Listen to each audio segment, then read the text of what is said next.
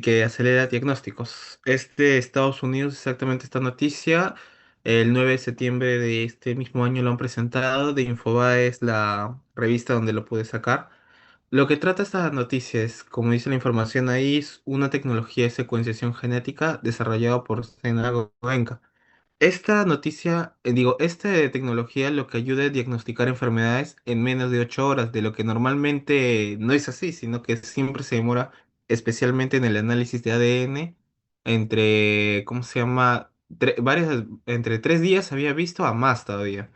Ya, lo que ayudó este diagnóstico fue de que hubo un niño de 13 años que se llamaba Matthew, tuvo un problema genético exactamente en el corazón, un problema cardíaco, de la cual los doctores necesitaban analizar si lo que tenía era un problema genético o un problema que tuvo un contagio de alguna bacteria o algo así. Esto ayudó a de que se defina de que fue un problema genético y poderle hacerle la cirugía correspondiente. En pocas palabras, pudo ayudar a acelerar todo el trabajo de esa secuenciación, de la cual pudo salvarse la vida al final. Después hubo 27 pacientes, perdón, en casos de, obviamente todos niños, entre bebés y niños que fueron a unidades de cuidados intensivos y todos fueron ayudados con todo ese nuevo trabajo. Por ahora, ha estado funcionando bien todo este proceso de la nueva tecnología, pero lo malo es que todavía falta mayor cantidad de diversidad genética. No todos los genes pueden ser revisados con esta nueva tecnología, por lo que se espera de que de acá a algunos años más pueda seguir siendo avanzada. El interés es de interés internacional, como dije, Estados Unidos, las personas involucradas, pacientes recién nacidos y niños en unidades de cuidados intensivos, lugares Estados Unidos. Y la conclusión que quiero decirles es sobre que la nueva tecnología de secuenciación genética permite diagnosticar en horas, mejorando significativamente la atención en pacientes críticos. Es un avance clave en medicina, aunque todavía enfrenta desafíos como la equidad en el acceso y la diversidad genética. Esto puede ayudar mucho en el momento de definir qué es lo que se le puede diagnosticar al paciente y la forma de cómo curarlo. Mientras más rápido se haga, es mucho mejor y se puede salvar la vida de varios pacientes. Muchas gracias. Claro que se te ve también cuando hemos hablado de la microgenética y la microepidemiología, ¿no? Que hablamos de macro y también de que pensamos de que ya esta secuenciación de genética de encontrar la enfermedad o de ver el desafío desde ahí es interesante. Muy buena noticia. Muchas gracias, Rodrigo Zelaya. Continúa Gabriela Salazar, por favor. Gracias. Bueno, mi noticia se llama El paso del huracán Lorena aumenta el riesgo de contraer dengue en Sonora y bueno, la limpieza es esencial para evitar enfermedades. Esa noticia se dio fechada el 9 de septiembre del 2025. El diario es, bueno, Conecta Arizona y es de interés internacional. Tras el paso del huracán Lorena en Sonora, México, las autoridades de salud alertaron sobre el aumento del riesgo de enfermedades transmitidas por el mosquito Aedes aegypti, como lo que es el dengue, Zika y el chikungunya. En las lluvias de acumulación de agua favorecen lo que es la reproducción del vector, por lo que el IMSS y la Secretaría de Salud implementaron medidas de prevención como la fumigación, rociado intradomiciliario y jornadas de limpieza en 26 municipios. Hasta agosto de 2025 se registraron 300 casos confirmados de dengue, que en ese caso, en ese país, es una cifra mucho mayor que los 22 casos del mismo periodo en 2024. Bueno, expertos de la Universidad de Sonora advirtieron que los mosquitos pueden persistir incluso sin lluvias y que agosto y septiembre son los meses de mayor riesgo, por lo que la colaboración comunitaria en la eliminación de criaderos es fundamental. En las variables epidemiológicas, el lugar obviamente es como se menciona en el título, es el estado de Sonora, ubicado en el país México. El tiempo, semana epidemiológica número 37. Las personas que vemos acá son las poblaciones sonorense en general y bueno, los 300 confirmados de casos de dengue y en este caso no hay defunciones reportadas y la conclusión es que el paso del huracán Lorena evidenció cómo los fenómenos climáticos, también es un factor mencionado en alertas epidemiológicas y demás, incrementan lo que es el riesgo de brotes de enfermedades transmitidas por vectores. y que las acciones preventivas como el escarache, la fumigación y la educación comunitaria son esenciales para controlar la propagación del dengue y otras enfermedades metaxénicas. Efectivamente, después con el huracán viene lluvias, tormento, acúmulo y, por supuesto, más todo lo que se lleva, hace un hecho importante para poder desarrollar, pues, lamentablemente estos vectores. Muchas gracias, Gabriela. Y para Julio Montesinos, Ya, perfecto, doctora. Yo voy a hablarles sobre la situación en la sarampión y la rubiola en el Perú, según el último boletín del MINSA, del DGE, de la semana 34 del presente año. Vemos que la noticia es internacional, ya que se han notificado 471 casos de enfermedades febriles eruptivas, en los que observamos que 304 fueron sospechosos de sarampión y 167 de rubiola. Se analizaron todos estos casos y se confirmaron 4 de sarampión, mientras que 425 fueron descartados y 42 permanecen en investigación. ¿Y qué nos indica todo esto? Que aunque haya avances históricos de la eliminación de la enfermedad, el sarampión todavía está logrando circular en comunidades que todavía están en riesgo epidemiológico considerable, ya que no todas estas poblaciones cuentan con una correcta vacunación cuando eran niños o en otras situaciones. ¿Cuáles van a ser los indicadores de vigilancia? De que vemos de que la investigación de los casos alcanzó el 100%, lo que muestra que hay eficiencia en el trabajo de campo. El 87% de las visitas domiciliarias se realizó dentro de las primeras 48 horas.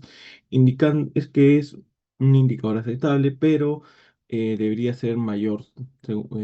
Debería ser mayor. Y lo que es laboratorios, la toma de muestras fue un 98%, pero solo el 57% de resultados fueron en menos de 4 días, ya que esto va a retrasar las medidas en caso que sean casos positivos de sarampión. ¿A qué podemos llegar a conclusión de todo esto? De que la sarampión, aunque hemos tenido un gran avance ante esta enfermedad, en 2025 está presentando un retroceso en la eliminación. Aunque todavía la vigilancia sigue siendo sólida, se requiere reforzar la vacunación contra la vacunación de la sarampión y agilizar la diagnóstico para evitar los nuevos brotes. así es, ¿no? Todo lo que estamos haciendo para la sarampión y rubiola, y aún hay gente que no se vacuna y es importante vacunarse, si no tenemos estos brotes que son terribles, ni más que todo en persona adulta. Muchas gracias, Julio.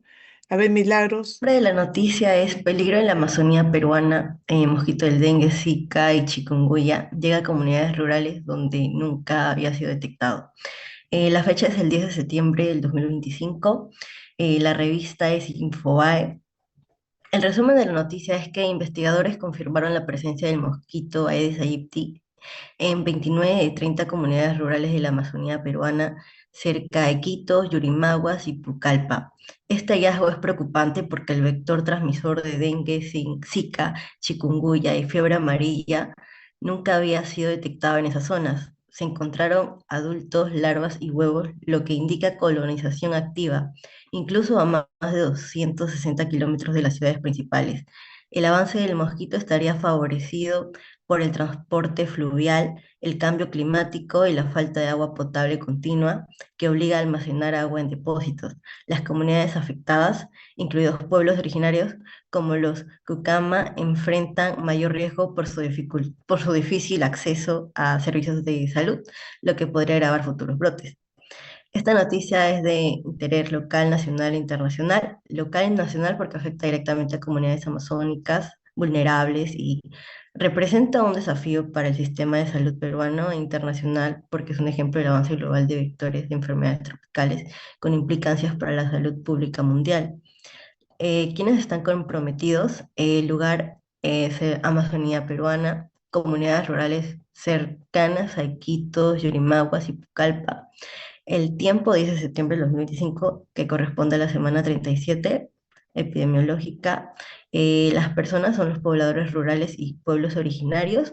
Y en conclusión, la expansión de Aedes aegypti hacia comunidades rurales amazónicas constituye una grave amenaza sanitaria y se requieren acciones urgentes como control vectorial, campañas de educación comunitaria, fortalecimiento de la vigilancia epidemiológica, acceso a agua potable segura y preparación de los servicios de salud, más que todo para responder a posibles brotes de dengue, zika y chikungunya.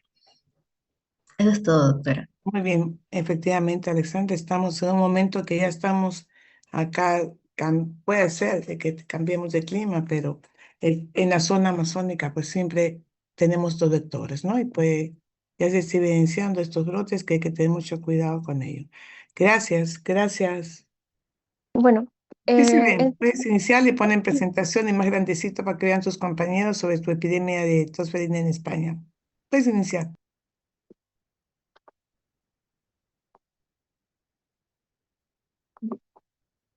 bueno, de por sí la noticia es epidemia de tosferina en lo que es España.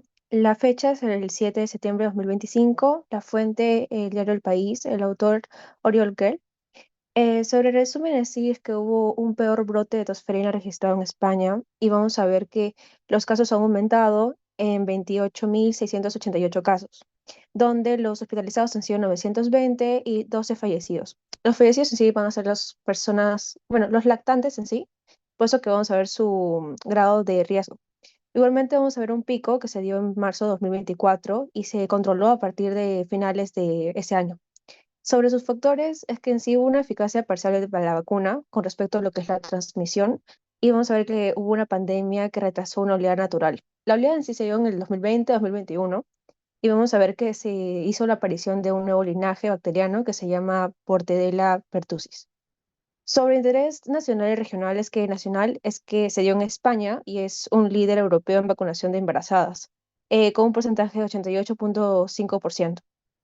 Regional porque se ha dado en bastantes ciudades de España como Asturias, Cataluña, Madrid y Andalucía. Y últimamente ya se está aplicando la sexta dosis en vacunación para los adolescentes. Sobre el lugar, como mencionas, España, que es exactamente lo que es el Congreso de la Sociedad Española de Epidemiología, y vamos a ver que el tiempo es que empezó todo desde abril 2023 y se dio hasta finales de 2024.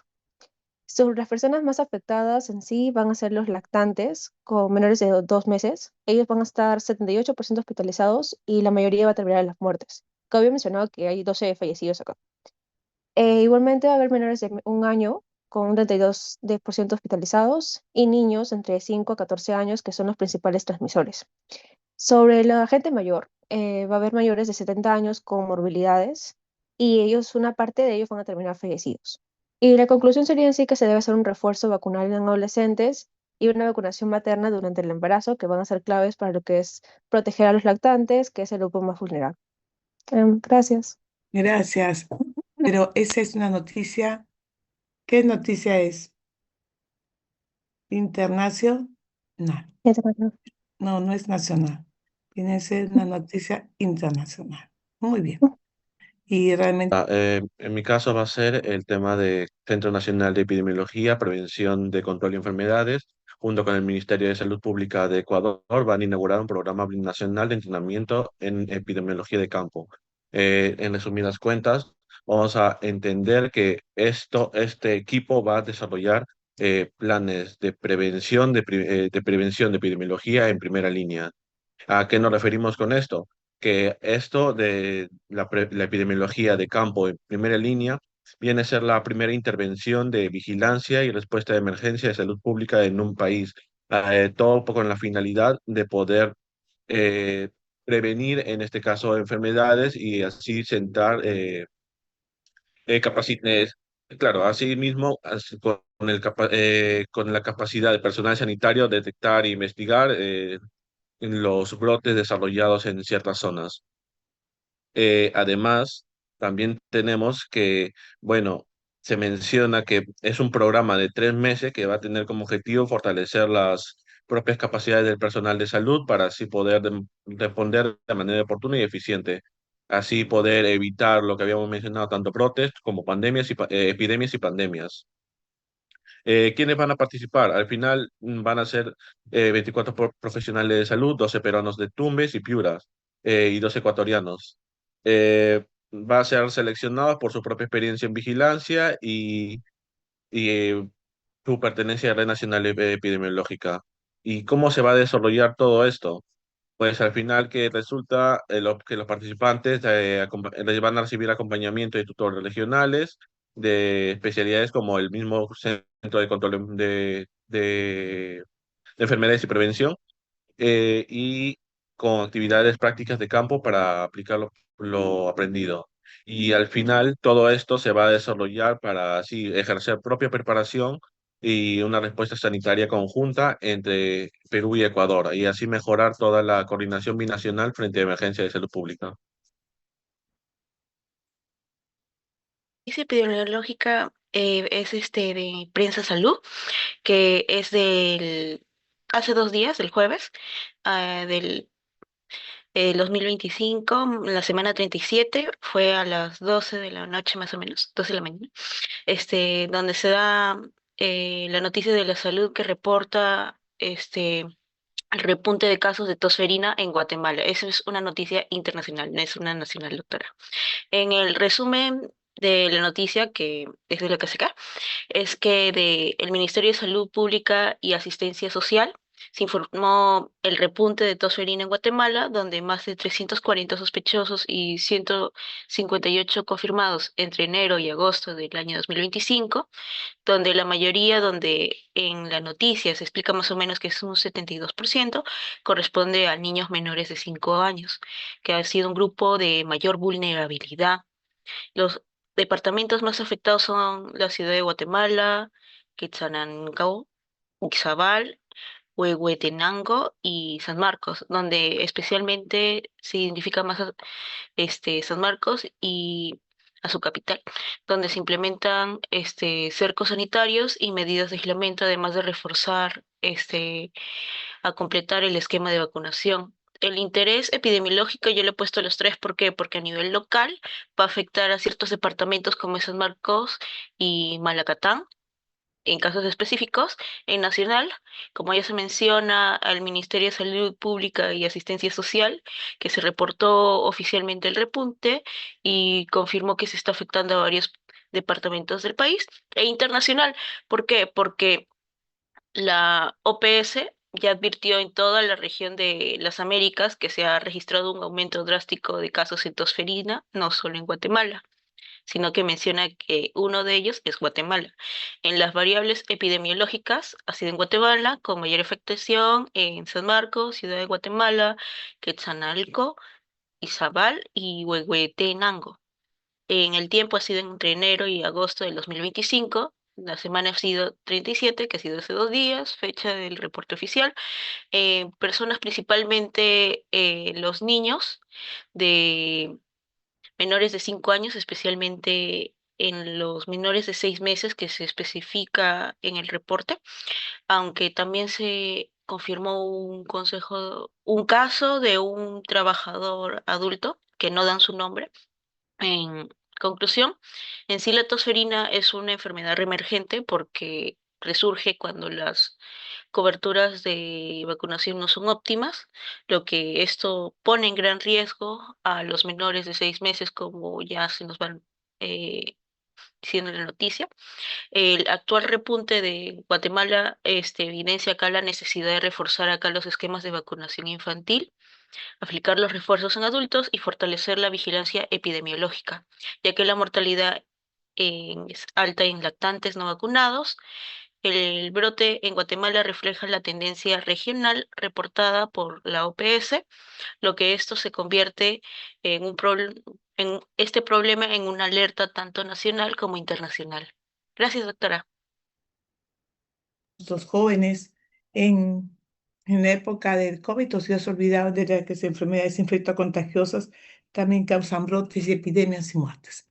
Muy buenas noticias, los felicito a todos ustedes. Muchas gracias. eh, Muchas gracias, doctora.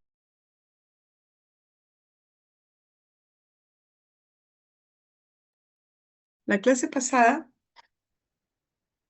estuvieron con el doctor Bazán. Eso se le da la oportunidad para que todos sus docentes también puedan dictar la clase, conozcan al doctor Bazán, a la doctora Tevez, del otro grupo a la doctora Rocío Orozco, al doctor Delfín, al doctor Soriano y al doctor Manuel Loaiza. Entonces siempre se les da para que ellos puedan dictar la clase. ¿Cuántos nos gustaría estar ahí? ¿Qué es esa figura que estamos ahí? ¿Qué figura es? Para ver, jóvenes, si están ahí o se me han ido. La muralla china. ¿Nos Muralla gustaría china. estar ahí? Sí, Algún día estaremos ahí, ¿no?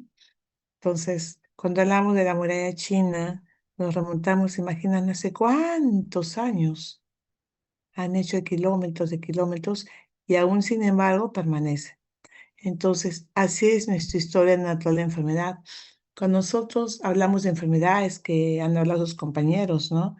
De enfermedades que están, que las hemos tenido en el pasado y otras las tenemos presente, como tos convulsiva, pero en esa época hablábamos de la lepra, de la viruela, ¿no? De la peste, entre otras enfermedades, pues entonces, ¿podíamos detectar qué enfermedades era? No. Conocíamos cómo era su presentación, cuál era su inicio, cuáles eran sus cadenas, cómo se desarrollaba, cuál era su periodo de incubación, sus pródromos, cuánto tiempo de enfermedad era, todo ello. No.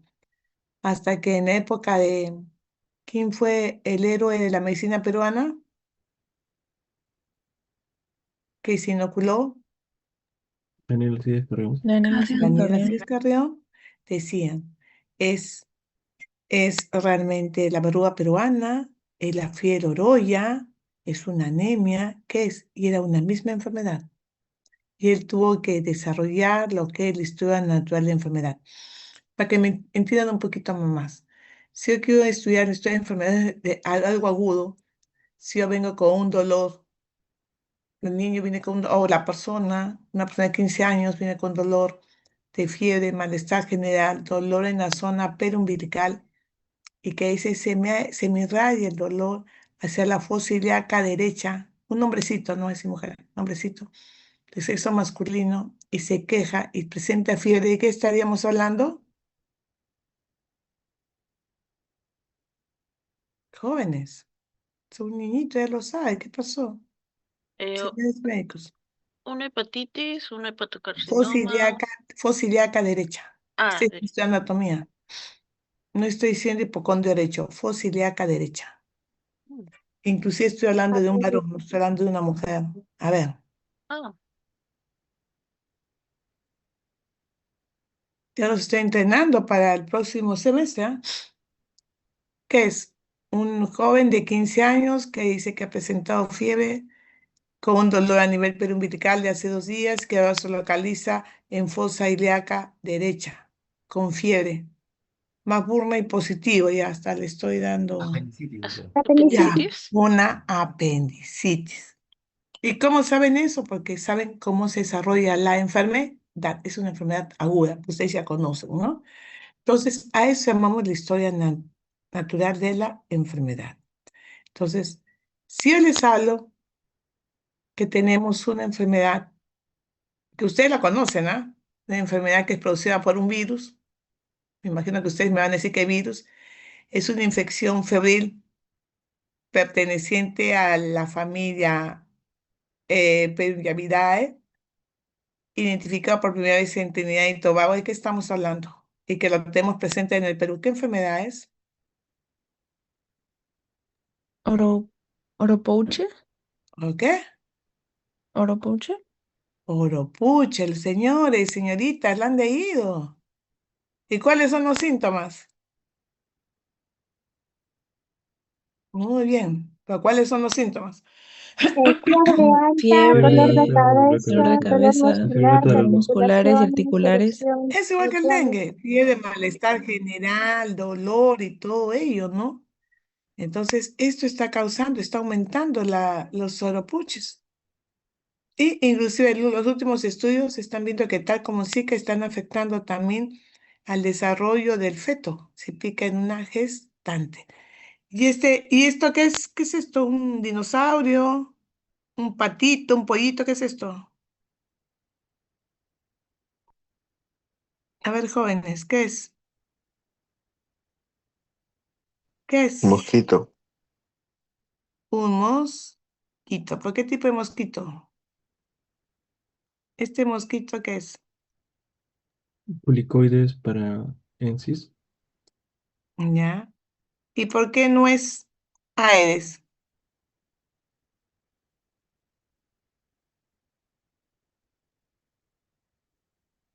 No tiene las patitas blancas.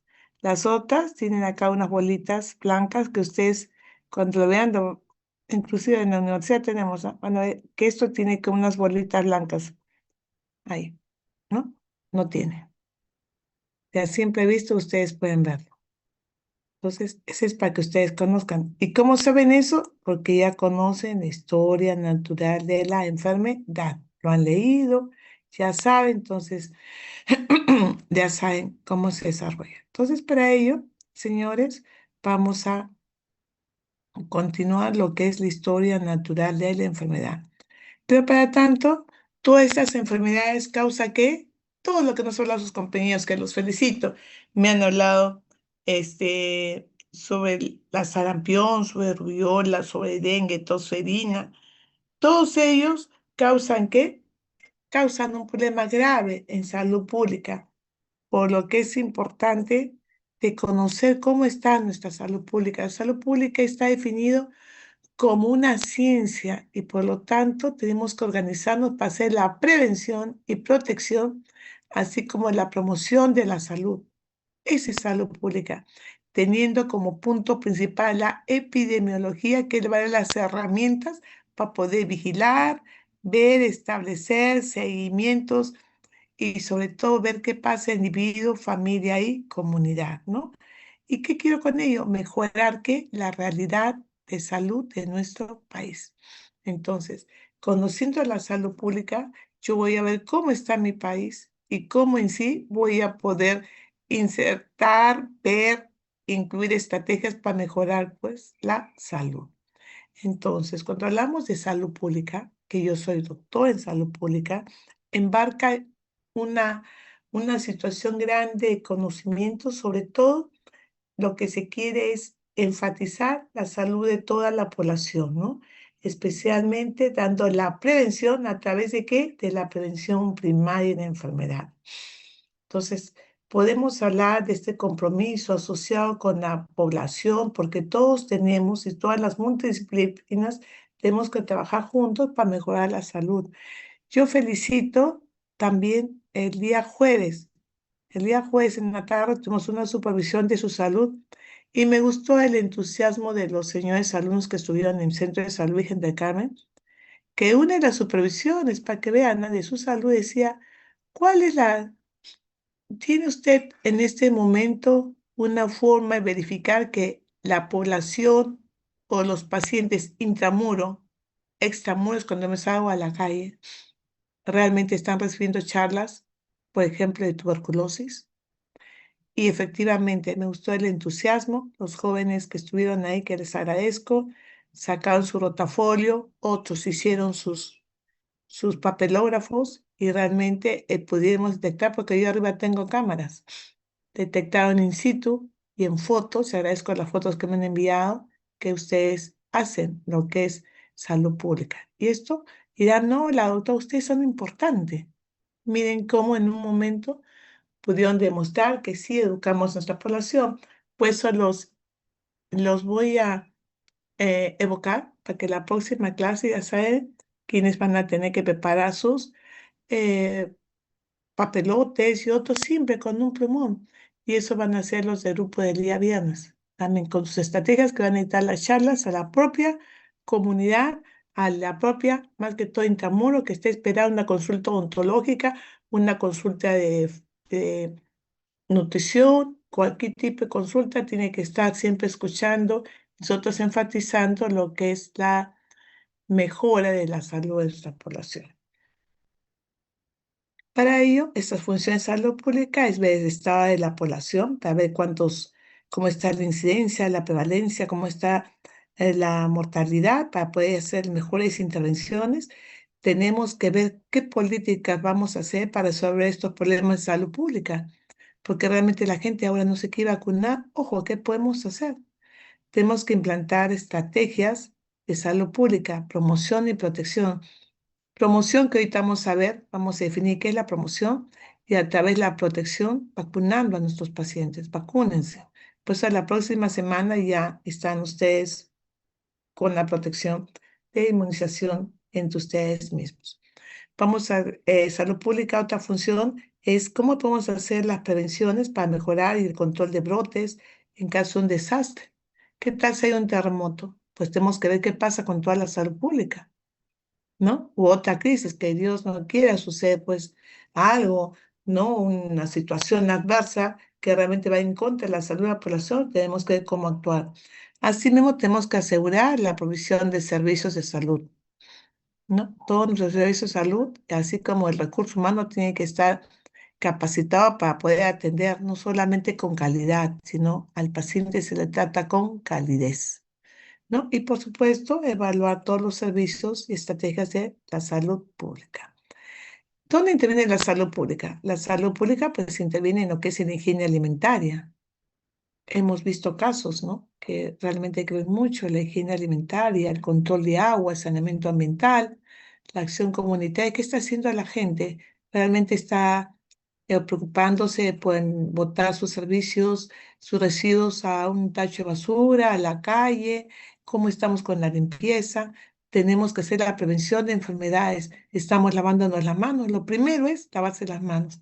Y realmente estamos haciendo una buena vigilancia de salud pública, pues todo eso es salud pública. ¿Y cómo podemos hablar de salud pública si yo no conozco cómo se desarrollan las enfermedades? Por supuesto, nosotros definimos desde un comienzo, han visto este proceso salud-enfermedad.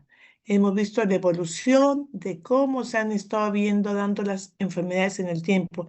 Y por supuesto, vamos a ver cómo esta enfermedad, ¿no? Cómo se presenta, cuál es su secuencia, qué causa la enfermedad, qué realmente se desarrolla, ese desenlace en la persona, realmente se va a recuperar, se va a rehabilitar, va a dejar secuelas, va a dejar una cronicidad o la persona va a fallecer. Entonces, cuando yo estudio cómo se desarrolla la enfermedad, cosa que hizo Daniel Alcides Carrión, sin intervención médica, decimos que es la historia natural de la enfermedad, que difiere el caso clínico donde ya escribo la evolución que se encuentra bajo una atención médica. Pero para poder ver cómo se desarrolla la lepra, cómo se desarrolla la viruela y todo lo demás, pues hemos estudiado la historia natural de la enfermedad. Entonces, estudiando la historia natural de la enfermedad, hemos podido ver de que esto se introdujo desde el año 1940 con Burner, para posteriormente la Clark comenzó a hablar sobre los niveles de prevención, ¿no? Los niveles de prevención que sean en los tipos de enfermedad y sobre todo cómo se explica la historia natural de la enfermedad a través de sus distintas etapas, ¿no? Sus distintas etapas que se desarrollan de la enfermedad. Comienza con una etapa de pródromos, una etapa de fiebre, de incubación, comienza la persona con signos y síntomas de la enfermedad, bien llega a sanarse, se recupera o la persona fallece, ¿no? Y esto es el concepto de historia natural de enfermedad que realmente se han visto en varios procesos que se han presentado y están descritos en el año 1976. Entonces podemos decir que todo este proceso constituye algo dinámico, donde realmente va a intervenir quién es el agente que produce la enfermedad, quién es el huésped, la persona, un niño, como su compañera ha dicho. Ha habido tosferina o otras ciertas enfermedades en niños, en adultos mayores, que es muy distinto, y ver sobre todo este desarrollo que se va a dar, hemos hablado de la parte genética, que su compañero Rodrigo ya nos dijo, ojo, estamos hablando ya de la tecnología genética, ¿no? Por supuesto, ya tenemos que ver y generar y ver quién genera ese estímulo que desarrolla la enfermedad en la persona. Entonces, la historia de nuestra enfermedad nos va a proporcionar cómo podemos nosotros intervenir en la prevención, en dar un diagnóstico oportuno en la persona, dar un tratamiento y, por supuesto, dar el pronóstico de la enfermedad, ¿no? ¿Por qué es importante conocer, ver las ventajas que tenemos en la historia natural de la enfermedad? Puesto porque tenemos que identificar cómo se desarrolla. En esas épocas, inclusive, mire, cogían al cadáver y delante de todos hacían la disección para ver qué provocó la muerte. Querían saber cómo fue la enfermedad, por qué lo ocasionó, qué está lesionado. Para ello se comenzaron a ver, pues, el historia natural, cuando íbamos a ver cuáles son los conocimientos de ese proceso de enfermedad, cómo se va desarrollando. Vamos a fomentar estos hallazgos de investigación. Está la patología, no la microbiología, y vamos a ver cuáles son estos problemas revelantes que se dieron para que la persona realmente desarrolle la enfermedad. Asimismo, como vemos cómo se desarrolla la enfermedad, acuérdense de, de Snow. Snow no es Coca-Cola, pero dijo un momentito.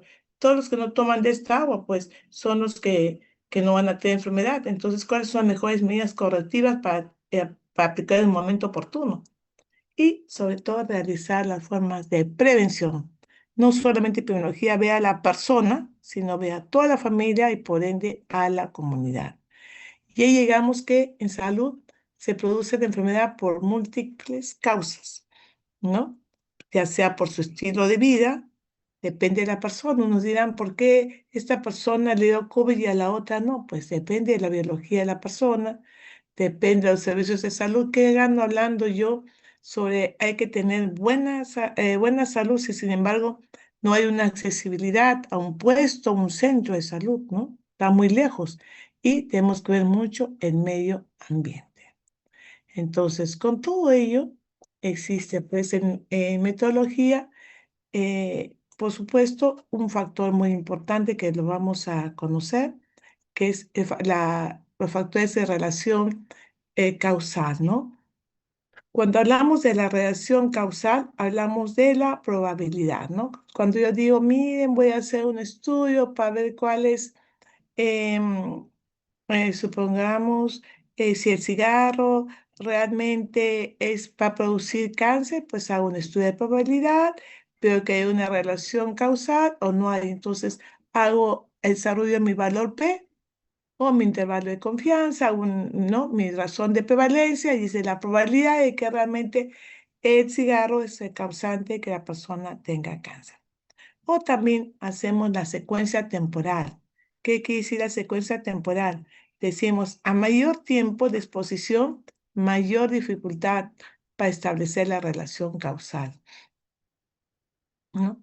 Cuando estamos expuestos a algo, vamos a tener mayor dificultad. ¿Y qué es lo que le causó? Pues fue tanto tiempo que estuvo al lado de las radiaciones, fue porque ya tuvo un problema antes. ¿Qué le sucedió? Acuérdense, mayor tiempo, mayor dificultad para establecer la relación causal. Y la dirección. La dirección que vamos a ver cómo están los criterios de fuerza, consistencia, coherencia, verificación predictiva positiva, ¿no? De especificidad, la sensibilidad, que lo vamos a ver dentro de muy poco. Cuando hablamos de criterios de causalidad, hablamos sobre la fuerza de asociación. Siempre decimos que tiene que haber un factor de riesgo para que exista la enfermedad. Y cuando hablamos de ello, ojo, pregunta examen, lo hacemos a través de medidas de asociación, que es el riesgo relativo. El riesgo relativo mide la incidencia de la enfermedad. Ojo. Otro criterio de causalidad es la consistencia, ¿no?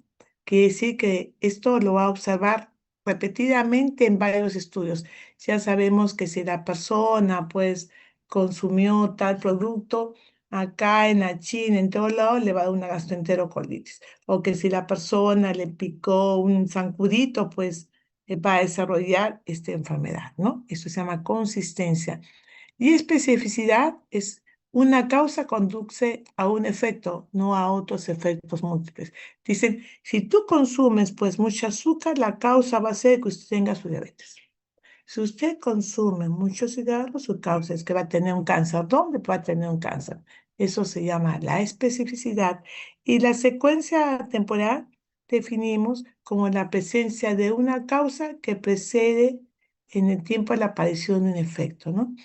¿Qué es la causa? Si yo realmente consumo alcohol,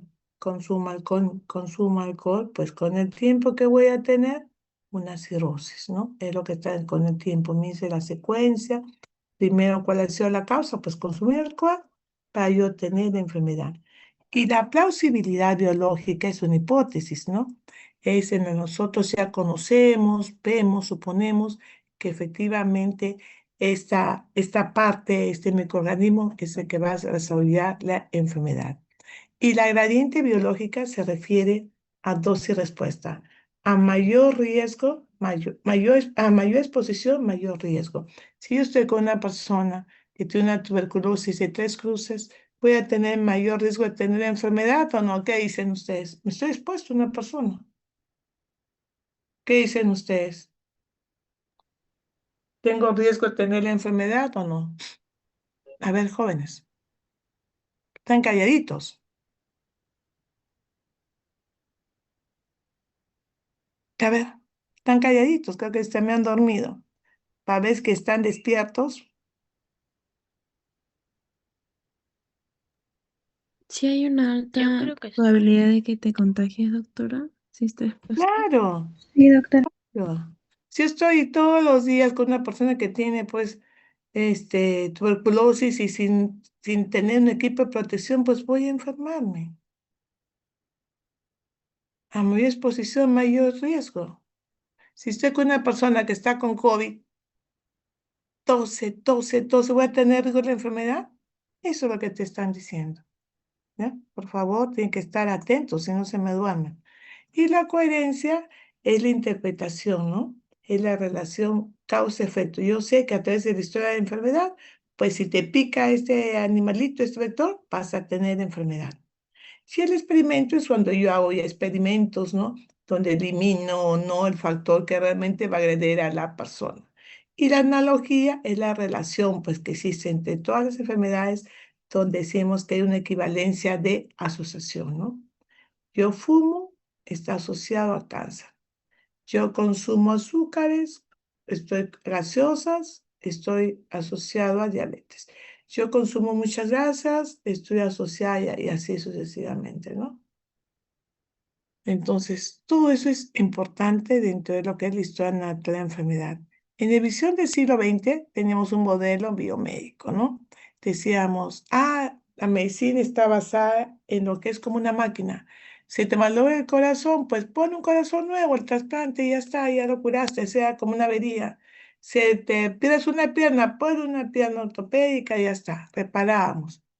Era el modelo biomédico en el siglo XX, ¿no? Entonces, realmente, ah, ay, está entrando Reyes Rodríguez a esta hora.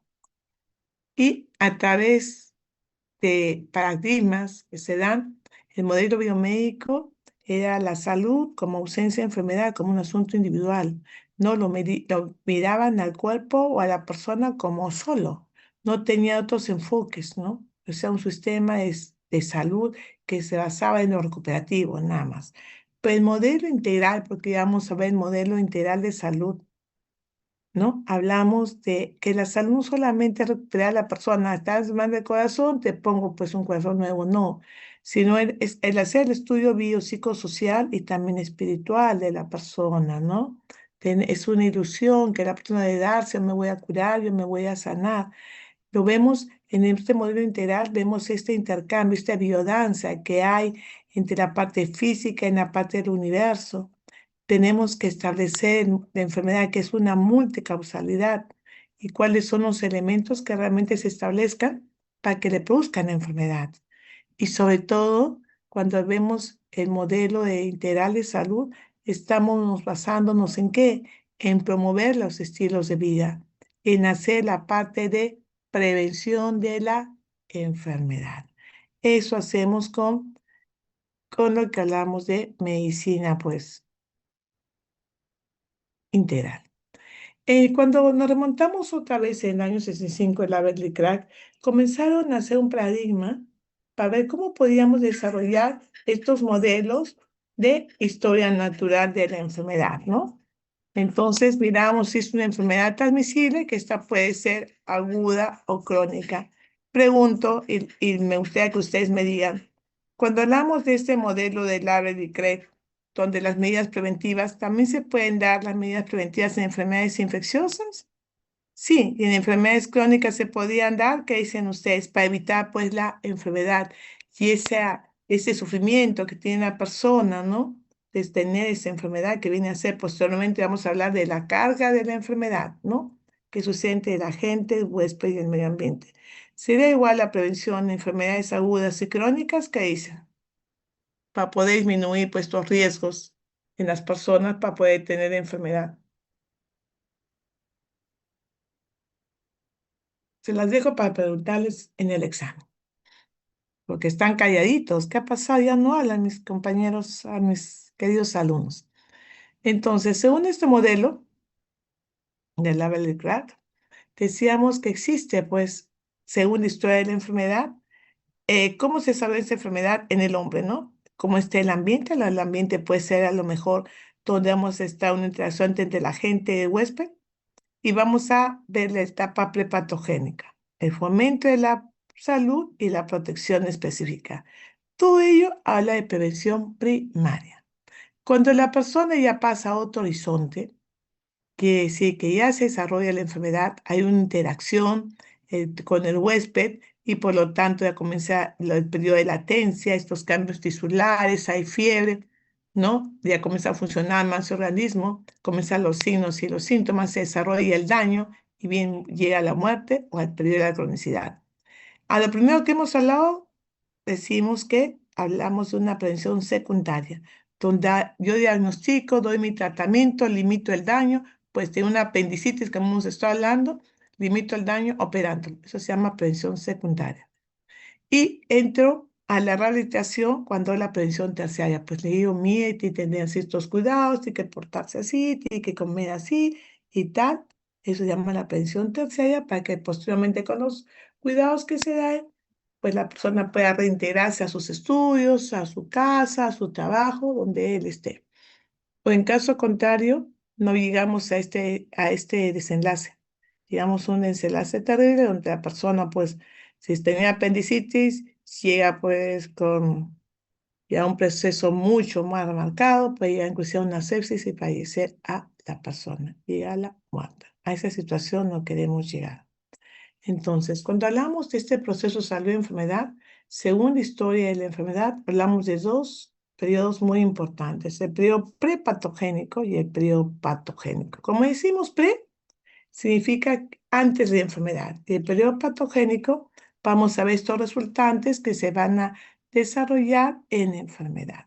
Acuérdense que en el periodo prepatogénico y patogénico vamos a ver la historia de la enfermedad, ya sea, acuérdense, una enfermedad infecciosa o una enfermedad crónica. Entonces, para ello es muy importante poder ver estos niveles de la historia de la enfermedad, ¿no? ¿Cómo está este binomio en estos periodos, en etapa prepatogénico, qué tuvo la persona realmente para que se desarrolle la enfermedad y en etapa patogénica, porque ya hizo la enfermedad? Y para ello hay que ver cuál es esta relación que tenemos, ¿no? Entre la relación del huésped, la resistencia, la susceptibilidad y la inmunidad. Es muy distinto cuando la persona tenga una resistencia, una defensa, ¿no? De una defensa que realmente eso merma cuando la persona pues es estresada, no tiene inmunidad y la persona hace la enfermedad. Tenemos una resistencia natural que es la resistencia, que es una capacidad que tiene ya el cuerpo por los anticuerpos que ha adquirido a través del tiempo. Y la susceptibilidad, pues somos aquellas personas que no tenemos esa resistencia, en los cuales hacemos la enfermedad, no tenemos una protección contra el agente patogénico. Y la inmunidad, pues esa resistencia asociada a la presencia de estos anticuerpos que hemos tenido, ya sea porque hemos tenido enfermedad o porque nos han colocado una vacuna. Entonces es muy importante ver esta inmunidad pasiva o esta inmunidad activa. La antigenicidad es la capacidad porque tenemos nosotros para inducir a una inmunidad específica, muy distinto a la vulnerabilidad. Todos somos vulnerables a tener pues una enfermedad, ¿no? Dependiendo si tenemos anticuerpos o no. Y la infectividad es ese agente agresor que es capaz de alojarse y multiplicarse, muy distinto a la patogenicidad, que es el que produce la enfermedad en estas personas. Acuérdense, infectividad es muy distinto a patogenicidad. Y virulencia ya te da, pues, esa persona que ya llega a un caso grave y fatal, porque el agente infeccioso es más agresivo. Con todos estos términos podemos decir pues que la enfermedad depende de dónde se presenta. En esta población vulnerable que lo va a desarrollar la enfermedad y por último puede llegar hasta la muerte, situación que no queremos llegar, situación que queremos llegar a la prevención con esta población vulnerable. Y acá ya conocen la historia natural de la enfermedad. Antes de la enfermedad existe un equilibrio, agente, huésped, el ambiente. Pregunto a los alumnos del día de ayer de práctica, ¿conocen este cuadro o no? Sí, doctora. Sí, doctora. Ya. Entonces ya nos adelantamos.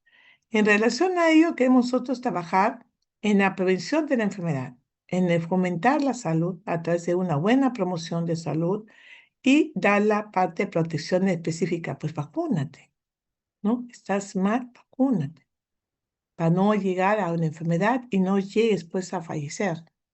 Y evitar llegar a la prevención secundaria, donde tenemos un diagnóstico precoz y queremos limitar el daño. Diagnóstico precoz, pues veo que la persona está haciendo fiebre, está mal, pues podemos cortar, limitar, porque es una infección bacteriana, tenemos antibiótico y ya. Pero lo que queremos es limitar el daño. Pero en el periodo patogénico existen ciertos periodos también, el periodo de latencia, el periodo del cambio tisular, cómo aparecen los signos y los síntomas, qué me va a dañar y si realmente la persona puede fallecer y nunca llegar a la prevención terciaria porque falleció. Esto es muy importante cuando hablamos de la historia natural de la enfermedad. Entonces, a través de ello, se ha escrito la historia natural de la enfermedad y no solamente, señores, se habla de enfermedades agudas, sino también de enfermedades crónicas. Lo que pasa es que la enfermedad crónica es una enfermedad silenciosa de largo periodo, pero que a través de un tamizaje, ¿qué es tamizaje? Que yo le hago una prueba. Ahorita yo estoy en clase con ustedes y digo, a ver, señores alumnos, vamos a tomarles la prueba de glucosa a todos. Tomo la prueba de glucosa, encuentro mis síntomas de desayuno, sí, porque sea pues pandear nunca va a llegar pues a 600, 700. Ustedes no saben que están desarrollando la enfermedad, pero a través de un tamizaje yo veo que realmente una población puede tener un aumento grande de glucosa. Eso se llama tamizaje. Entonces, son periodos que realmente queremos detectar con estas medidas preventivas a través de tamizajes, pues poder llegar a que esta persona no haga la enfermedad. Esto está dado por Boris en el año 1996. Entonces, con todo ello hemos hablado que queremos esta población susceptible que esté expuesta, no llegue a ver este periodo de latencia, este periodo de incubación, a ver estos cambios tisulares y posteriormente haga la enfermedad. Cuando está el periodo de latencia, estamos en un periodo de incubación y no sabemos si estamos desarrollando una tosferina, una sarampión, una rubiola, no sabemos por qué hay un periodo de incubación. Hasta que ya realmente la persona es sintomática, ya vemos que tiene fiebre, ya vemos que tiene pues el exantema, tenemos las corizas, tenemos todos, vemos cómo en la historia natural de la enfermedad y decimos, ojo, la persona está desarrollando una sarampión, ¿no? Entonces es muy importante saber los signos y los síntomas y si hacer un diagnóstico oportuno. Entonces, cuando hablamos de la historia natural de la enfermedad, tenemos que ver las etapas preventivas. Ya hablamos de dos periodos que les he dicho. El periodo de latencia es muy importante porque va a transcurrir desde la infección hasta la que la persona se vuelva infecciosa.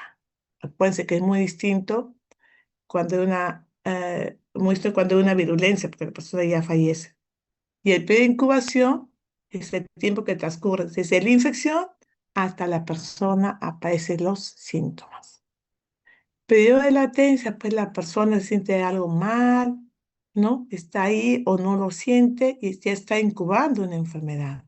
Pero el periodo de incubación es cuando ya la persona dice, ya tengo, esto me siento mal, ¿no? Tengo fiebre, me duelen las piernas, tengo dolor de cintura, ojo.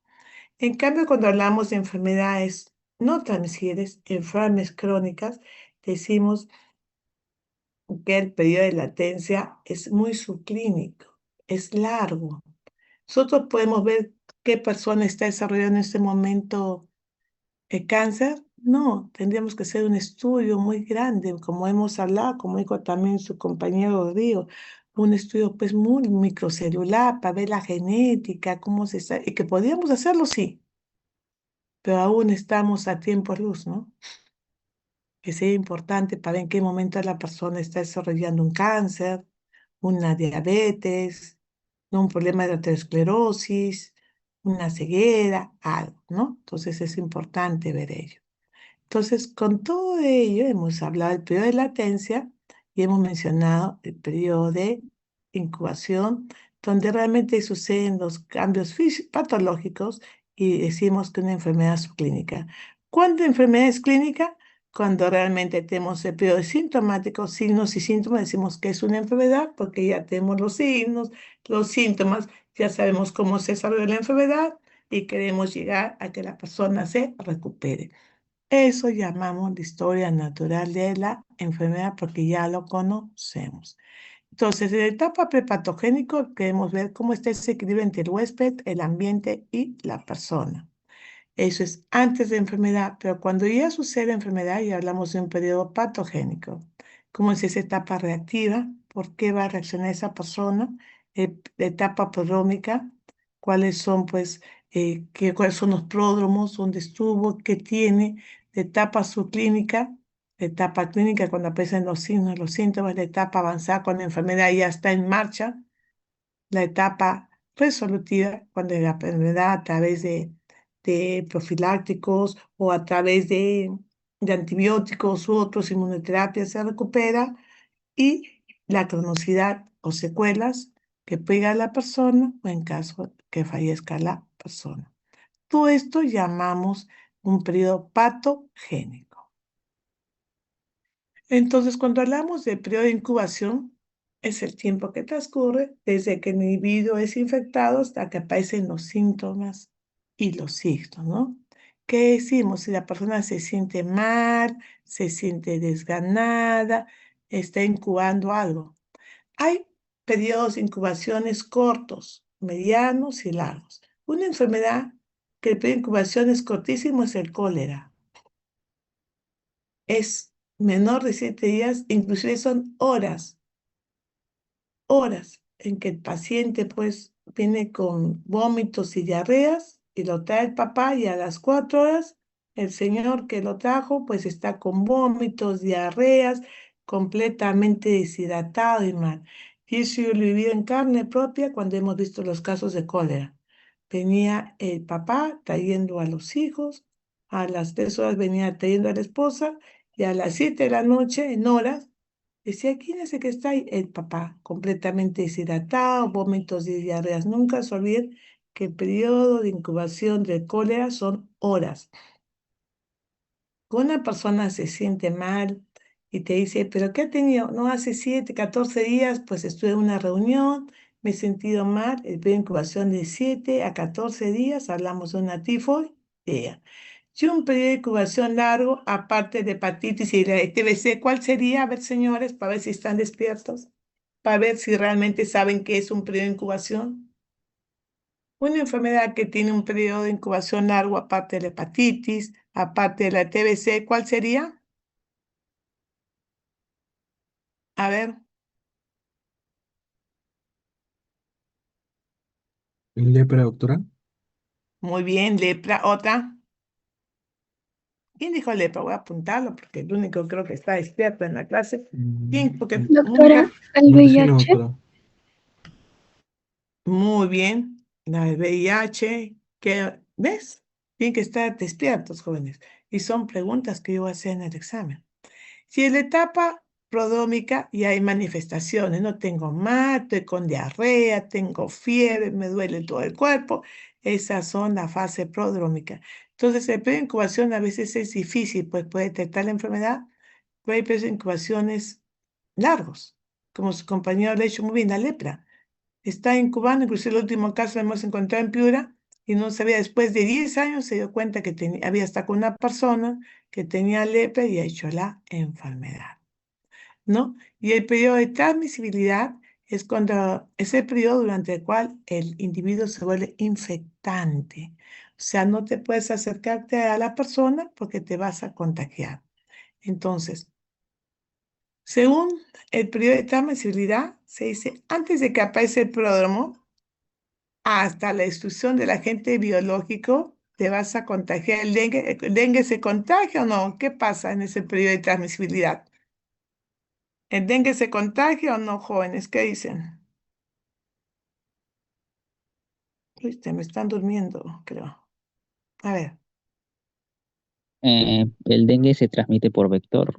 muy No, bien. El dengue se transmite por vector, ¿no? Entonces, cuando el dengue te pica, o sea, va al zancudo, te picó, ¿no? Ya te dejó pues el dengue y tú no sientes nada, pero viene otro zancudito y te pica y ese zancudito te saca que estaba sano, se lleva el virus y le pica a la otra persona. Y mientras tú estás con todo el dengue, pues, ¿qué se les ponen a ellos? Se les pone una malla, se les pone una protección, porque el zancudo le pica y va el virus a otras personas, entonces a ellos se les aísla, ¿no? Se les pone pues un mosquetero para que no piquen a otros. Por eso todo, cuando la persona está en dengue, si le pica el zancudo, pues va a desarrollar la enfermedad. En todo el periodo, ¿no? En todo el periodo está el cólera también. El cólera, apenas tengas cólera, si no te lavas bien las manos a través de las heces, se van a contagiar el cólera. En cambio, la sífilis no, la sífilis se contagia cuando hay lesiones segmentarias, cuando hay los sangros, pues estás a contagiar la sífilis, ¿no? Y también cuando la hepatitis se contagia en el periodo de incubación. Cuando está incubando la persona, pues vas a contagiar la hepatitis. No estoy sano, estoy bien, pero está contagiando ya la enfermedad. En forma intermitente, el paludismo, la malaria, y desde el inicio hasta la convalescencia, la fiebre tifoidea. Inclusive hay personas que son crónicas con fiebre tifoidea y van eliminando, pues, y pueden contagiar. Y el periodo de terminal es que ya pues la persona falleció o va hacia una convalescencia y curación de la enfermedad. Entonces existen dos grandes periodos que hemos hablado, el periodo prepatogénico en los cuales vamos a ver quién estimuló la enfermedad a la persona y que tiene que estar vinculado a través del huésped, agente del ambiente, y también hablamos de algo muy importante, ¿no? Estamos hablando directamente de tres etapas que se ven ahí. La etapa del ambiente, donde hay que ver cuál es el estímulo físico, sociocultural o biológico que veo la enfermedad, cómo se desarrolla esta etapa de interacción entre el ambiente y el huésped y la gente, por qué hubo un desequilibrio, por qué la persona desarrolló la enfermedad y cuál fue esa etapa, ese estímulo donde se inicia la enfermedad de la persona, ¿no? Que todos ellos son estímulos negativos para que la persona haga la enfermedad. Cuando hemos hablado de etapa patogénica, hablamos también de dos fases, una fase subclínica o patogénesis temprana y una fase clínica. Entonces, es muy importante establecer que la etapa subclínica o la etapa de patogénesis temprana, ¿no? No hay cambios visibles. Yo no puedo ver esos cambios tisulares ni nada porque no los puedo ver cómo está desarrollando la enfermedad. No es una fase subclínica. La persona ya ha tenido la enfermedad, pero yo no puedo detectarlo, ¿no? Es importante establecer eso, pero en la etapa clínica ya está dividido a través de signos y síntomas. Ya vemos que la enfermedad en la etapa clínica ya viene con un periodo de estado avanzado probablemente y lo único que queremos llegar con esa persona es a su recuperación y que no llegue a una enfermedad de cronicidad, ni invalidez, ni mucho menos fallezca la persona. Para todo ello que hemos hablado en la historia natural de la enfermedad, como la etapa de incubación, la etapa prodrómica, la etapa prepatogénica, la etapa patogénica y todo ello, tenemos que conocer todo ello para poder ver dónde voy a hacer mi nivel de prevención. Entonces, cuando hablamos de nivel de prevención que tiene que ver el médico, tenemos que tener una prevención primaria, secundaria y terciaria. Primaria, vamos a hacer promoción, protección, vamos a educar, vamos a inmunizar. En la protección secundaria, pues tenemos que hacer una búsqueda, probablemente un tamizaje. Cuando hay un tamizaje, acuérdense, pregunta examen. El tamizaje entra en lo que son la prevención secundaria y a veces en la prevención primaria, ¿no? Porque a veces la persona, yo hago un Papa Nicolau, la persona no sabe, les hago y ya tiene su cáncer avanzado, ¿no? Entonces es una prevención secundaria. En lo que quiere es la etapa secundaria, pues dar un tratamiento, curar y limitar el daño, y en la terciaria, pues rehabilitarla y recuperar a la persona para que vaya de nuevo a la sociedad. Entonces, los objetivos de la prevención están dados a través de qué? Lo que se quiere es reducir el riesgo y la enfermedad. ¿Cómo reduzco el riesgo? Pues vacúnate, lávate las manos, ¿no? Si apenas sientas algún síntoma, acude a tu médico. Otro objetivo de la prevención es disminuir las complicaciones. Yo no voy a dejar que la persona pues, tenga una cruz de tuberculosis para, para uno es atenderla, tengo que atender inmediato, no esperar que la persona tenga dos, tres cruces donde la enfermedad está muy avanzada, tiene una carga bacterial mucho más grave. Entonces hay que disminuir las complicaciones y sobre todo proteger a las personas de estos grupos agentes agresivos. Pues si en su casa estoy con una persona que tiene tuberculosis, pues tengo que proteger a los niños, a los adultos mayores, en sí a toda la gente o su familia que se encuentra alrededor de ellos, los contactos, ¿no? Entonces, nunca se olviden de la prevención primaria, secundaria y terciaria. Entonces, cuando hablamos de los niveles de prevención, pues hablamos de que en la primaria queremos eliminar el riesgo, ese factor que causa la enfermedad. En la secundaria queremos hacer un diagnóstico rápido, oportuno y dar un tratamiento precoz. Y en la terciaria no queremos tener ninguna complicación, ¿no? No queremos decir, lo sanamos a la persona, pero le amputamos las dos piernas. No, queremos que la persona llegue muy bien, llegue recuperada y llegue, pues, a hacer sus cuestiones diarias. Todos los objetivos de prevención, pues acuérdense, prevención primaria es actuar antes que aparezca la enfermedad. La secundaria es interrumpir, ¿no? Si puede interrumpir, pues ese curso de enfermedad, mejor. Intervenir en la etapa presintomática, ¿no? Y la prevención terciaria, recuperarla y reintegrarla a su función. Comenzamos con la prevención primaria. La prevención primaria es que hay que darle una protección ¿a quién? A la población vulnerable. ¿Ustedes son vulnerables o no? ¿Qué dicen? Para que hablen un poquito, jóvenes. No, Sí, doctora. estamos Sí, expuestos doctora. a múltiples enfermedades Entonces, ya que vamos a centros de salud. claro, digo, para con centro de salud peor, ¿no? Y van a ir a una estación de salud hospital peor, todavía tiene mayor carga. Entonces, con la prevención primordial queremos pues mejorar estos procesos de calidad, ¿no? Mejorar pues estos riesgos que puede tener la persona. La promoción de la salud, en los cuales se trata de dar charlas, de un enseñamiento ambiental, habla con la familia, habla con la municipalidad, y la protección específica es cuando yo le doy una protección en sí a la persona, ¿no? Para que mejore su resistencia, que no sea vulnerable.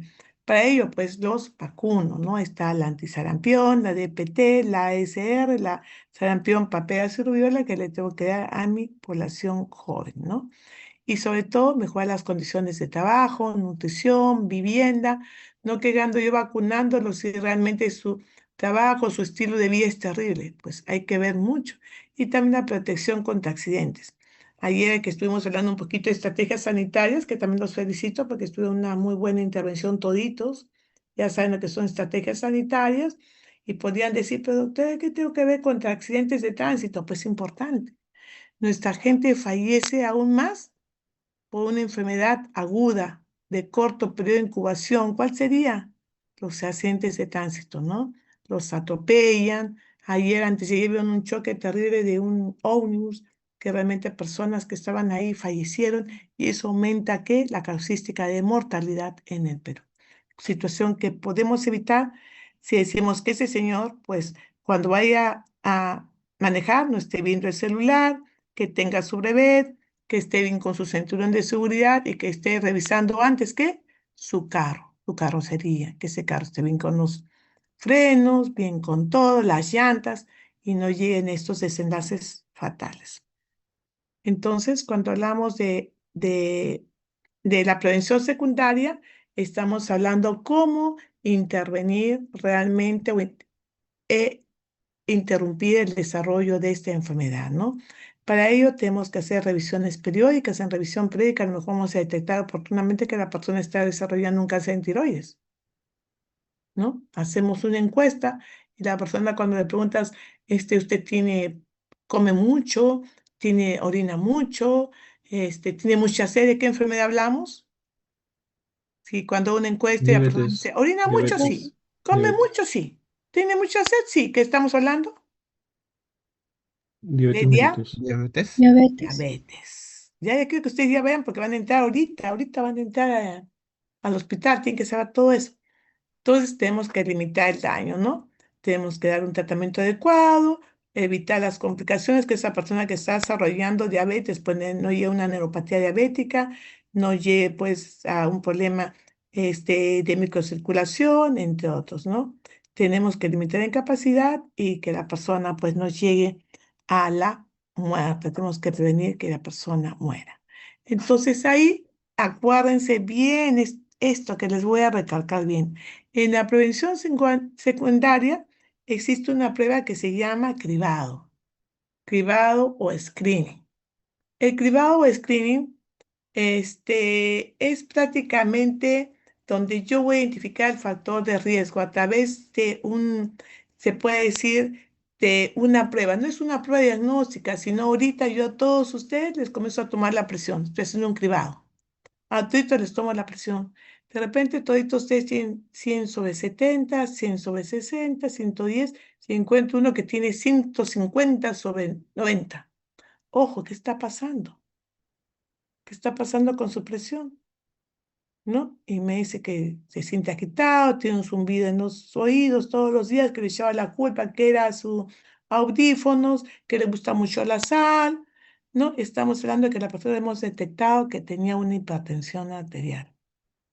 Eso viene a ser un cribado. Acuérdense, es la forma más rápida de poder detectar la prevención primaria, pero el cribado está en todas las actividades de prevención secundaria, porque yo ahí no lo estoy detectando recién, no es una prevención primaria, porque el señor ya es hipertenso, ¿no? Es igual que a toditos ustedes, pues les haga un examen de glucosa y encuentro 4 diabéticos. ¿Es una prevención primaria? No, es una prevención secundaria cuando yo hago un cribado, ¿no? En las cuales estoy seleccionando a todas estas personas, ¿no? Sin que me digan que tienen un signo, un síntoma, yo no voy a saber que la persona pues tiene polidisa, polifagia, poliuria. A todos él no sabe y le saco y le detecto. La persona es diabética y no sabía. ¿No? Eso se llama cribado o screening, que es una forma de actividad primaria, pero sí es completamente una prevención secundaria. Llegamos a la prevención terciaria, ¿no? En los cuales yo quiero que esta persona pues esté bien, puede puede recuperarse, ¿no? Si ha tenido un cáncer, pues recuperarlo, a lo mejor ha tenido una amputación de una parte de su cuerpo, ¿no? Que se sienta bien, la parte psicológica, no poner una prótesis y reubicarlo de nuevo en su parte laboral, ¿no? Incorporarlo a la auxiliar, lo que se quiere con la prevención terciaria. Para ello es muy importante establecer la cadena epidemiológica. Es cómo se desarrolla la enfermedad, ¿no? ¿Cuáles son estas condiciones que conllevan a que realmente estos eslabones se unan y desarrolle la enfermedad? ¿Cómo se articula esta enfermedad? Más que todo se va a dar esta cadena epidemiológica en personas susceptibles que van a desarrollar una enfermedad, ¿no? Y por lo tanto, y hablamos de que decimos la infección. La infección es cuando este agente agresor se multiplica y se desarrolla en la persona, ¿no? Acuérdense que infección no es un sinónimo de persona infecciosa, es ya un resultado que ya está dado por un desarrollo dentro de la persona, ¿no? Es una infección, está con infección, pero es una infección inaparente, ¿no? A veces la persona que tiene, me siento mal, ¿por qué tiene? No, estoy mal. Y no sabe que está desarrollando una infección urinaria. Me siento mal, tengo fiebre. No hay, no hay otros problemas, pero se siente mal. Entonces es muy importante ver lo que es infección. Y hay que ver factores de propagación de infección, ¿no? Que están, estos factores están desarrollados, depende de la fuente de infección, que pueden ser agentes infecciosos que van a entrar, cuál va a ser el reservorio, van a entrar a una persona susceptible entre el agente infeccioso, la vía de salida y el mecanismo de transmisión, ¿no? Y todo eso llamamos la cadena epidemiológica, ¿no? Esta persona susceptible entra a este microorganismo, ¿no? Ese reservorio que es la persona y así se va contagiando y esa es la cadena epidemiológica. Por lo tanto, cuando queremos ver qué es la cadena epidemiológica, señores, está utilizada prácticamente para ver cómo son los eslabones de diferentes elementos que conducen a que la persona haga la enfermedad y sea transmisible. Sea un agente infeccioso, pues un bacteria, un virus, un protozoario, un algo, una riqueza o algo. Pero el reservorio, pues es la persona, un animalito, ¿no? Vía vía o puerta de salida, ¿cómo sale esto y cómo te puedes contagiar? Por la vía respiratoria, ¿no? Yo estornudo y se contagia la persona. ¿Cómo hago? Me contagié. A través de la parte genitourinaria se puede contagiarse, ¿qué dicen? ¿Sí o no? Jóvenes. Sí. A través de las mucosas también, conjuntivas también. Entonces hay ciertos mecanismos de transmisión de la enfermedad, ¿no? A través, uno se contagia por contacto físico, ¿no? Otros por contacto indirecto a través de animalitos, o una forma pues de propagarse a lo mejor con el lápiz, ¿no? Con productos inanimados, que yo cojo el lápiz, un niñito coge el otro y todos se contagian, todos chupan el lápiz y todos se contagiaron, ¿no? Por su propagación también, ¿no? Por la picadura se van contagiando todos.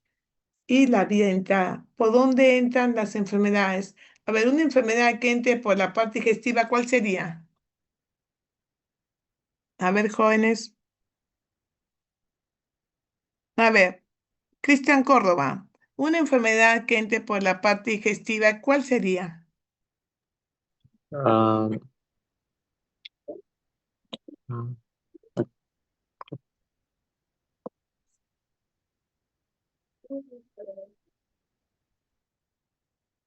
Cristian, a ver. Diego, una Puede enfermedad ser por la... ¿Ah? el, puede ser el Helicobacter pylori, ¿Cuál? infestiva. Helicobacter pylori. ¿No? Por supuesto. A ver, Julio Montesinos, otra. Cólera, doctora. Salmonela, Cólera. cólera. Pregunto, ¿la polio entra por la parte digestiva?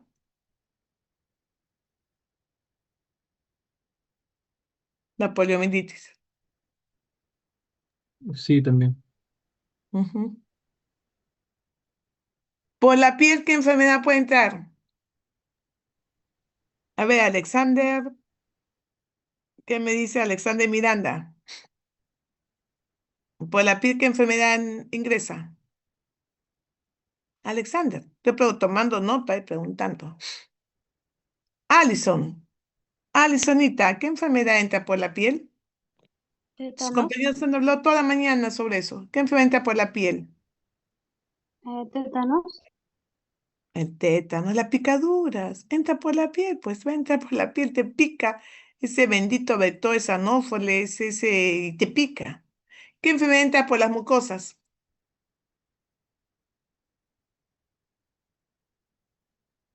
Jóvenes. A ver, Gripe. otra. ¿Cuál? COVID. COVID. Ya, La TBC, COVID, doctora. mucosas, herpes, VIH. sífilis, herpes. Y antes de Influenza. génito urinario, la sífilis, la sífilis, ¿cuál más? VIH, VIH, ¿qué más? MUA, ¿qué enfermedad? la gonorrea, Gonorrea, la clamidia, el chancroide, todo lo que entra por ahí.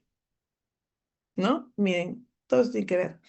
Y en los peores susceptibles somos nosotros, aquella persona que no está inmunizada, que no tenga una buena nutrición, que su periodo, su salud sí esté deteriorada por otra enfermedad, y es así como sucede la cadena de transmisión. Entonces, segunda característica del huésped, es muy distinto una enfermedad en un niño de 2 años que en un joven como ustedes de 20, que en una persona de 84 años. Es distinto enfermedad en una mujer que está embarazada que en un hombre de 24 años. Dependiendo de la raza, la ocupación, el perfil genético, el estado mental, ¿no? El estatus inmunitario. ¿Y quién es la gente? La gente puede ser biológico, que puede ser todos los vectores microorganismos que hemos visto, una riqueza, un protozoario, ¿no? Químicos, físicos y nutricionales también. Y los factores ambientales, acuérdense que es distinto vivir acá en la costa, la humedad que tenemos, que viene en altura, viene más de Chagas y todo lo demás, que consumimos el agua, el alimento, radiación, la polución del aire. Muchos de ustedes me han dicho, somos alérgicos, tengo alergia, ¿no? El ruido. Y ahí nos montamos a algo muy importante, ¿no? Miren, todo este punto de partida que viene desde dónde? De la atención primaria de salud, a través de la prevención. ¿Y quién fue el primero que también habló de la prevención acá en el Perú? Fue Manuel Núñez Butrón con su Runa Sonco, ¿no? Que habló de atención primaria en 78, que hubo una conferencia mundial de Alma Ata, ¿no? Y que todo el mundo quería llegar pues a un cuidado integral de salud para todos y por todos y que nadie se quede atrás, lo que ha dicho Tedros Adhanom, que es el director general de la OMS, ¿no? Que queremos una salud universal. No queremos ya estos fallecimientos, esta gente que moría por las pestes, ¿no? Por la lepra, por la viruela, estos cuadros terribles de hace muchos años que no son cuentos, sino son realidades. Muy bien. ¿Alguna pregunta hasta ahí, jóvenes? Todo claro, doctora. Sí, el único que me dice Julio que está todo claro, lo demás no sabemos. Muy bien. A ver, Está bien, doctora. Buenos días, doctora. Buenos días, compañeros. Hoy día les voy a presentar la noticia sobre la situación de malaria en el Perú. Esta noticia es extraída del boletín epidemiológico precisamente el volumen 24, siendo perteneciente a la fuente del MINSA. Se encuentra en la semana 34, semana epidemiológica 34, y es de interés nacional. Bueno, iniciando con la situación actual, se puede decir que durante esta semana se notificaron alrededor de 23.000 250 casos autóctonos de malaria en el país. De ellos, la gran mayoría corresponde al Plasmodium vivax, siendo este un 84% de los casos. Y en el segundo caso tenemos al Plasmodium falciparum con un casi 16% de los casos. Aunque también se puede destacar que existen casos mínimos o muy pocos de Plasmodium malariae. En cuanto a los casos importados, se reportaron 92 casos principales de países vecinos como Colombia, Brasil, también desde África Central y del Sur. Además, debemos considerar que se dieron 5 defunciones de cuatro asociadas a Plasmodium vivax y una a Plasmodium falciparum, todas estas ocurridas en Loreto.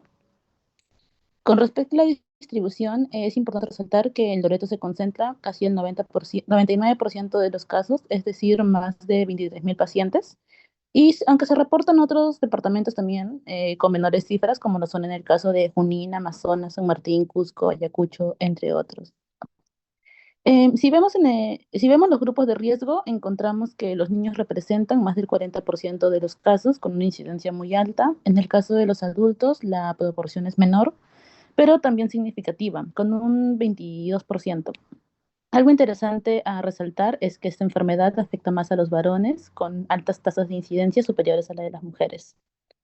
Bueno, ahora los problemas identificados, por un lado tenemos que la transmisión sigue estando focalizada en lo que es Loreto y la Amazonía, y por otro lado tenemos que la pandemia, que después de la pandemia hemos visto una reemergencia de casos en Amazonas y Junín, lo cual es sumamente preocupante.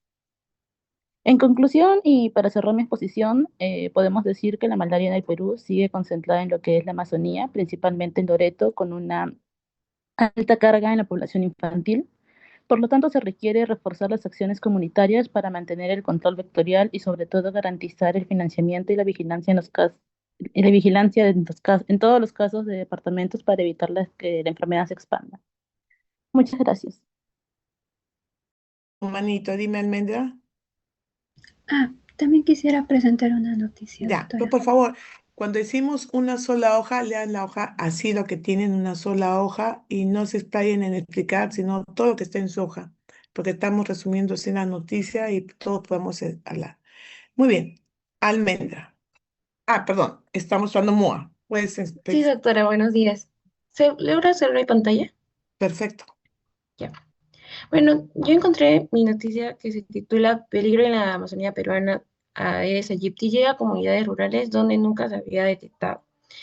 En sí va a ser un interés nacional. El resumen es que el mosquito Aedes aegypti va a ser vector de tanto de dengue, zika, chikungunya y fiebre amarilla, que está invadiendo zonas rurales que antes no había llegado este mosquito, que vendría a ser en toda la Amazonía peruana, incluyendo tanto a comunidades ribeñas como también pueblos originarios como la Cúcuma. Esto pone en peligro a las poblaciones con limitado acceso a la salud, donde algunos deben de viajar hasta 18 horas para recibir una atención médica.